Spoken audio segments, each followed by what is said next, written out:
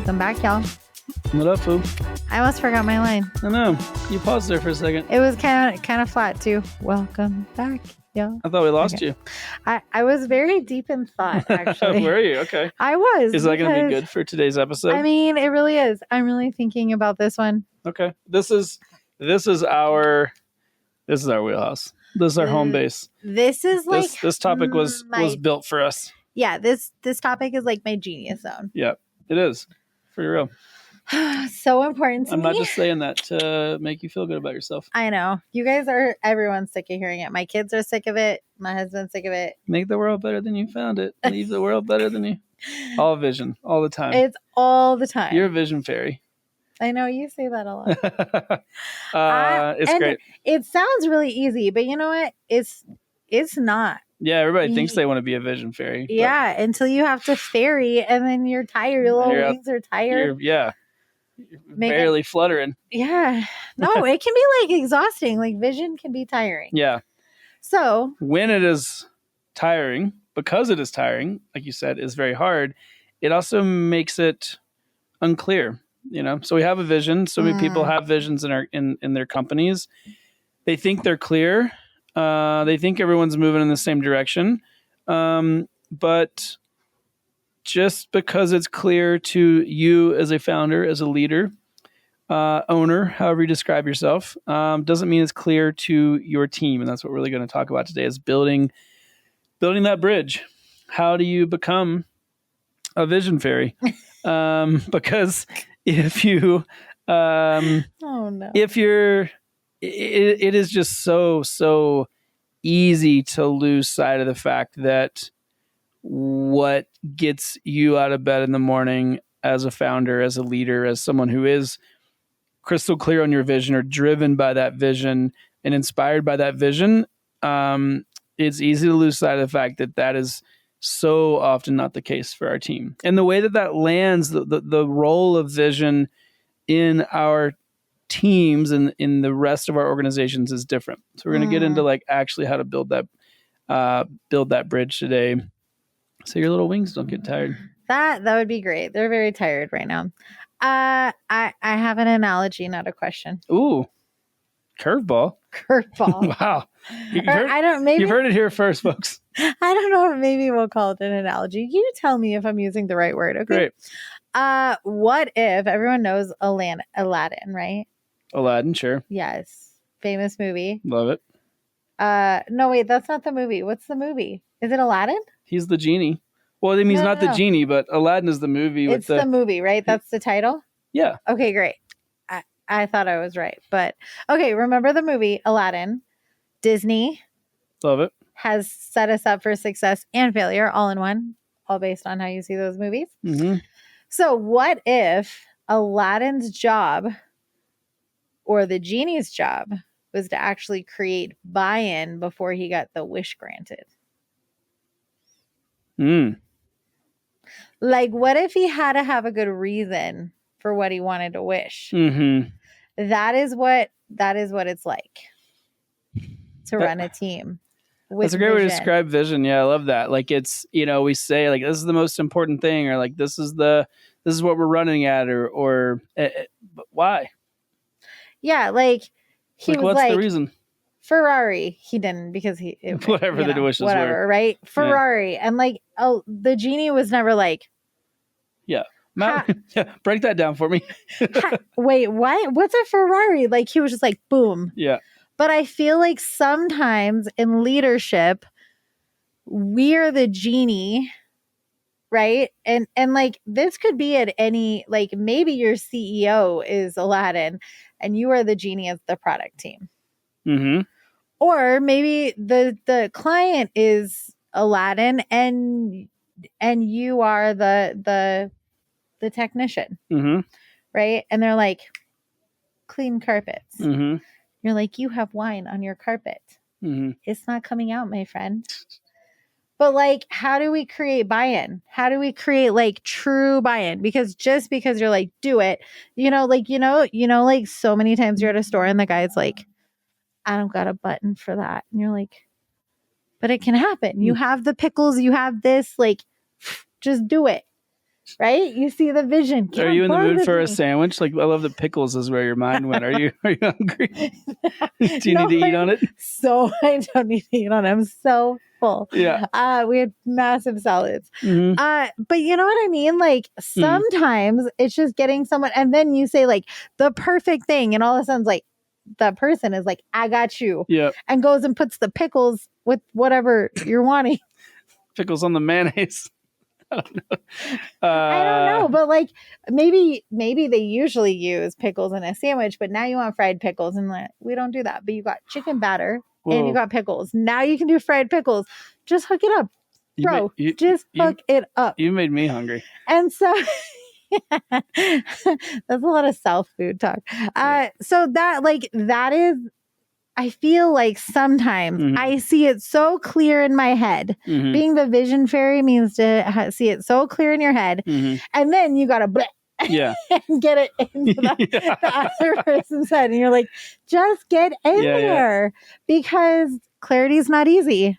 Vision without communication is useless. And it's all based on how you communicate. So if you're not good at this, you're just going to be a vision fairy that has a lot of unfulfilled little genie wishes, and it really fucking sucks. I must have lived this a couple of times. Yeah, this is hitting home for you. Yeah, I mean, I love that analogy, and I think, communication is the tool that solves that. And we think that it's clear, but it's not. And I think, it's asking those clarifying questions. Why? What is this? And then, why does it matter? What? And then why does it matter to me? As someone, if I'm here on the team and I'm like, okay, I hear that, but but why? How does that help me accomplish my vision? So, yeah, bro, I'm not just putting batter on pickles just because you said so. We don't serve that. Be delicious though. I love fried pickles. I will share them with you. All right, we're getting fried pickles. I will share them with you. Love it. If you make me fried pickles, I will share them with you. You got to create the buy-in. Yeah, for sure. So that's what we're talking about today. This is a very challenging conversation for me because it's something that I live in every day. And so if you are the visionary of the organization, this one's for you, boo. This one's for you. Fear not. We got you. Yeah, we got you. All right. So let's talk about it. Yeah. So like I said, vision without communication is useless. Communication is the primary tool that we have to connect the dots. We're going to talk about the dots a little later, but let's talk about why this communication piece matters. Why is vision useless without it? First and foremost, the job of leadership is to repeat the vision so many times that it's so crystal clear, right? Like the way I like to think of it is, the job of leadership is to repeat the vision until it echoes. It has to reach every part of the organization. It has to reach every eardrum. It has to reach every person. And it's not one and done. It's not two and done. It's not 200 and done. It is literally every day. You have to come back to it. And that is the job of leadership. The job of any leader boiled down is to make the vision so clear and compelling that the people involved can't resist not being fired up about it, can't resist not getting involved. They think that's so compelling that I would be foolish to not be involved in that. So that's the first reason it matters. Or make your son repeat it every day when he gets out of the car before he goes to school. I mean, that's an amazing, you are so great at that. And your kids will ultimately have a much easier time in whatever career path they choose, building that bridge because it's part of their language. Yeah. So good on you. That wasn't no. It was just something that celebrate yourself. Okay. Yes. Let me celebrate you. Okay. One quick question. All right. I'm sorry. I know I'm blowing up our time format. Okay. One quick question. Who does this the best as an organization? Just like off the top of your head, just quick. The most classic example of this is Richard Branson and Virgin. So what's their mission? I don't know it like verbatim, but I mean, that's actually like his, if you're reading of his stuff, his classic quote is like, your job as a leader is to make the vision so compelling, that, and then hire the best people and get the hell out of the way. Yeah, but you don't know their vision. Well, I don't know it like. No, but like whose vision do you know? I can't think of one. Can you think of one? What's Apple's? Do you know Apple's? I should know that. I know. Make incredible products, something like that. That change the world. Make products that change the world. Yeah, I think it is that. Something like that. Yeah. I mean, Apple does a great job of that. Yeah. I think there's. It is interesting because like we label it as like we know people's slogans, but do we? Yeah, I mean, I think Women is the one that always sticks out. Okay. She created eWomen. Sandra Yancey created eWomen to help a million women to get to over $1 million in personal revenue. And that's super motivating. But here's the kicker. It's important because it's important also to me. That's why it sticks. Yeah. We're also talking about, there's a slight distinction. Like, I love you brought that up, but there's a slight distinction between being on the team side and being on the consumer side. So like we're talking about like you're in the organization, like you should say it so many times until it echoes. That's a difference when we get it like brand recognition involved and like presenting that vision, deploying that vision to the customer. It is, but if you're doing it well as a team, naturally the ripple is real. The ripple's real. The mechanisms required to like get that out in the world are different. Well, totally. But the buy-in is what's important within the team. So you can know it, but it doesn't mean you're bought in. So if your clients know your vision and your team is bought in, that's what's important. All right, go on. I just blew it up. Go ahead. That's all right. No, it's good. It's a good vision fairy sidetrack. This one's hard for me. I can't even stick to the thing because it's so my lane. Okay, go ahead. Second piece. So just to reiterate, like, why is vision without communication useless? First part, job of leadership is to repeat the vision until it echoes. Next is if people don't know where they're going, they default to the status quo. So it really just limits innovation. Yeah, everybody's like, we want to innovate. We fail fast. Well, if you really want to do those things, your vision has to be crystal clear because that's what people are running towards. That's their North Star. That's what they're innovating toward. And so if people don't know where they're going, they're just going to default to the easiest thing, the status quo, the thing they did last time, the easiest route, the most, conflict avoidant route, which we've talked about on previous podcasts. So, and no one's inspired by being the like copycat, like Microsoft to Apple. Nobody's inspired by that. So quit doing it. Don't go try to like copy your competitors. Gross. It's not cute. Gross. And then lastly, your team doesn't just need direction. They need to believe in where you're going. And that vision is the binder. Vision is the, if you think about it in a recipe, vision's like, it's like the egg, right? It's the thing that keeps it together. You can have all these great ingredients, but if they don't come together, then it doesn't ever create the thing that it was meant to be. The pie will never be the delicious thing that it could have been if it doesn't have the binder. And that really is what vision is the thing that brings it together. So they don't just, you can have this great recipe, you can have clear direction, but without belief, without that binder, then it really just doesn't come together. You're going to fall flat. Yeah. Applesauce cake is not the same. So how do we make it stick? So we have a vision. We're like, okay, that's important. I hear that. How do I create that belief? How do I make it? Yeah. How do I make it stick? How do you make it sticky, you ask? Yeah. What is that? Maple syrup? If you want to be sticky in Vision Fairy World, you need to make it specific and you need to make it emotional. And last, maybe the most important, you need to make it repeatable. So if we only really move when there is a reason for us to move. And so buy-in starts with being specific. They have to understand it, right? The whole clarity piece is really important. So if your vision is 500 sentences and your why is 500 sentences and you have like a whole culture book for two little things, then like it's not specific enough. You need to drill it down. Your team should literally understand it from like a knowing level. They shouldn't just like be able to read the words. They should get it. It should be a part of them. And then it needs to move them. Like, Mhm. I know I always talk about emotions, but emotions are why we do something. It's why we get out of bed in the morning. It's why we punch someone in the face. Emotions typically move us. Mhm. So, if you don't have an emotional aspect and you're just like, we make great widgets, nobody's emotionally excited about that. And you know what? If you want to understand this, buy a cleaning company. Nobody's excited about cleaning except for me, obviously. And you, clean. actually. That's why we get along. But most people are not like, yay, cleaning. What do you do? I work for a cleaning company. Nobody's excited about that, guys. So like, get the emotion in there. Like, what's the thing under the thing?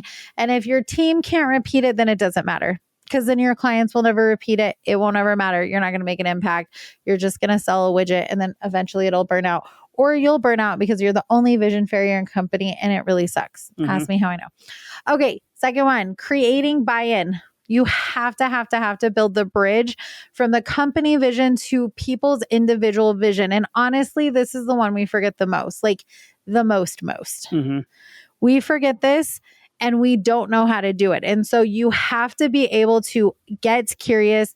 You have to have something within your team meetings. You have to understand how to onboard from a standpoint of helping people understand what their individual, their personal vision is and how it fits into the company and why they belong there. If you do this, you're going to have instant buy-in because people want to belong. It is a basic need, basic human need. People want to belong. They want significance. So if you do this piece, it's going to change your freaking culture and you are going to be so much happier because you're not going to have to be the only vision fairy. They're going to get it. It's going to be a part of them. Truth. Use storytelling and not slogans. Yeah, this is if you paid someone to write your vision for you, this is the problem. Right? This is really what we're talking about. You know, we see this, and I don't hate to be that direct. It's true. We help people create visions. Don't hire someone to create your vision. Yes. Yeah, exactly. If you hired someone to like create some word salad based on Google searches that align with your business, that's the problem. No one's going to connect with that. And that's where, I mean, to your point, like using storytelling, not slogans. What we're doing is we're pulling in that emotional buy-in, what makes the company, the team, the product, what makes the thing great, and how will it impact the world? How will it impact the people that interact with it? That's your vision, right? It's not just the words that you think are going to look the best on your website. It needs to do that as well. But that only comes after you build a vision based on true alignment and you build this bridge. It comes from the people that are involved in the thing. So, yeah. You can have a sexy slogan that follows your vision, but it has to be story-based and it has to be emotional. Otherwise, people might remember it. They might not buy from you, though. And your team's not going to stay for it if it's just a memorized little slogan. And stories create emotion and personal buy-in. So there we have it again. Integrates your vision into your onboarding, your meetings, your one-to-ones, like every little place. How do you do this? You make it repeatable.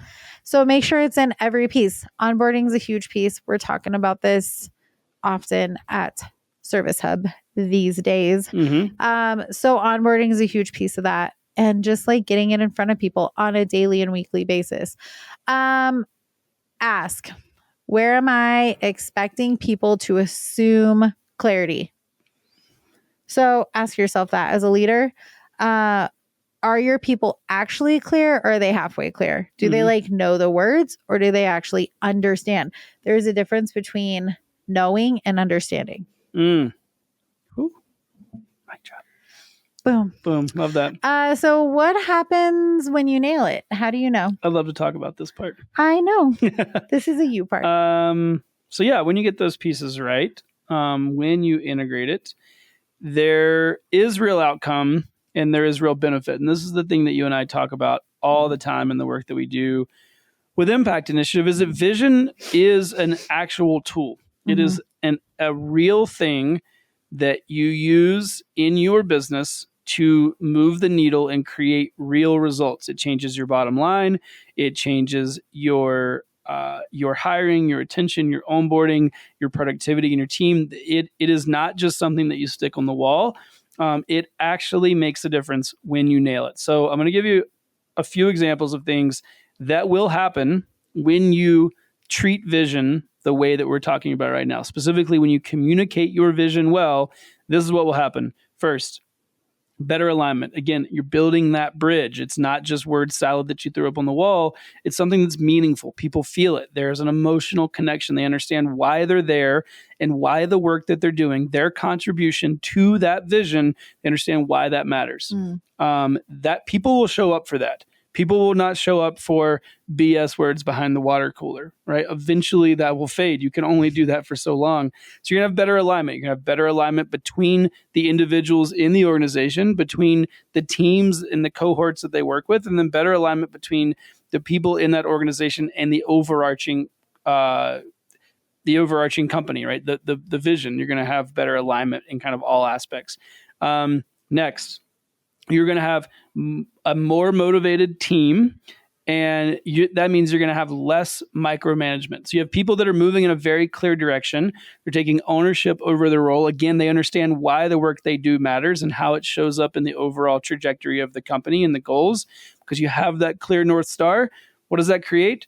Less little micromanagey, like, hey, you doing? No, people are excited. They're autonomous, truly autonomous in a direction that actually fuels the growth of the company. So, and what happens when people feel like they have autonomy and they feel aligned? Well, they are more motivated. So they're actually more productive. This is what I'm saying. Vision actually changes the company. It's not just a nice to have. When we talk about leadership, when we talk about mission, vision, values, these are real tools that actually make an impact. It's not just like fluffy stuff. It will make you more money.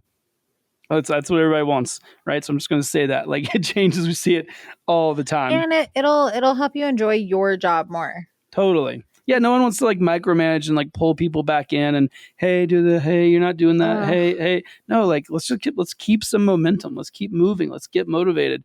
That's what everybody wants. They want that like fire, that feeling of a sense of effortlessness in their work, knowing that it's moving them in a positive direction, right? I mean, when it really catches fire and we kind of reach that flow state, that feels better.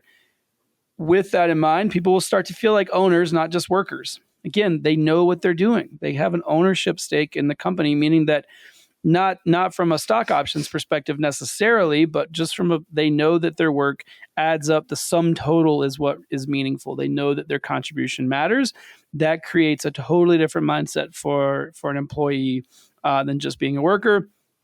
And like I mentioned earlier, but certainly last but not least, you attract better talent and better clients who believe in what you believe. So there's an alignment there. I mentioned that at the top. Better alignment out of the gate. Kind of everything else falls under that. That's like the umbrella. Better talent and better clients. This is the piece that we don't think about a lot. If you're having acquisition issues, if you're having retention issues, if you're having client issues, or you don't feel like you're attracting the right clients, start with vision. It's amazing what happens when you get clear on what your North Star is and why you're doing what you're doing. And then people start to come out of the woodworks because they align with what you're doing. They're like, oh, I want that. I see that. I feel emotionally attached to that thing. I'd like that. I'd like for that thing to solve my problem versus this other solution that is exactly the same, but is not in alignment with my personal vision. That's becoming more and more important too. That's a whole nother podcast when we talk about building trust with our clients, when we talk about the attention economy, when we talk about why people make purchasing decisions. Emotional alignment is more and more important. That starts with your vision. If people feel connected and aligned and feel like they can trust your brand and product, they will choose you, even if it's more expensive. There's a ton of stats out there on that. You can look it up, but there's a very real impact there to be made when it comes to client acquisition, retention, and ultimately the lifetime value of a client. We keep those clients longer when they feel emotionally attached and connected to our vision. So very, very real stats. I could go on and on. This is where I get fired up. You're like on the fairy side. I'm like, this fucking matters because like it moves the needle in the business like on a very real way that you, if it's not part of the conversation, you're spinning your wheels. Well, and that's why it matters. And someone said to me the other day, very point blank, why 100 years ago did we not need visions in boardrooms? And I was like, well, that's a really great question. You know what? I did the research. Do you know why? Let's hear it. Because we lived each other's visions. Like innovation has created abstract influence. So we do business with people across the world. We didn't have that opportunity. So the person, everyone you used to do business with had the same exact vision pretty much because you lived in the same neighborhood, you lived in the same place, your kids went to school together. You were a part of a very intricate community. So when you fought for one thing, typically it was a win for the entire community. Like if you go back to where trading happened and we didn't have this like money infrastructure, when someone won, everyone won, right? Like you got corn, I got whatever, beans or whatever, right? I'm I terrible. love that for us. Corn and beans. There you go, y'all. But like that infrastructure was a vision-based infrastructure because we understood the direct impact that it had on everyone else. We have an abstract infrastructure now because it is so large with so many people and we have such a capacity for innovation, which is great. I'm not complaining about that. I really love cars and planes and all the things, but we have to realize that now we have to do work on the other side to get people involved and create common language and common buy-in, because otherwise it's just too abstract. We just think we're working for the CEO's next jet. And that's not something that moves us in an organization because there's not a personal benefit. So if you're tired of doing this, well, ask yourself, do you want to go back to trading corn and beans? Do you want to be in a corn and bean economy? Or do you want to be... Or do you want amazing chocolate and cheese? Because that wasn't always a thing. So, you know, like I'm being funny with Dark it. times. But yeah. I've never thought about that. And like I love, that abstract economy piece. That's great. I've actually never...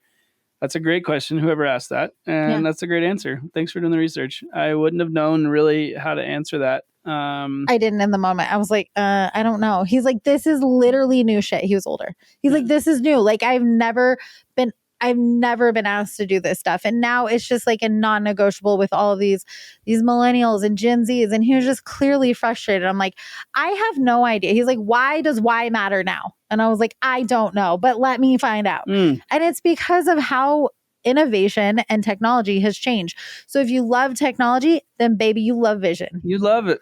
You love it. Be a fan. All right. So you know what time it is. It's leadership challenge time. That was so loud and squeaky. I'm so sorry. Ding, ding, ding, ding, ding. I got to tone it down. It was good. No, we're fired up. I am. I love this conversation. Let's take a breath. As you know. Let's all take a collective. Okay. For those of you listening.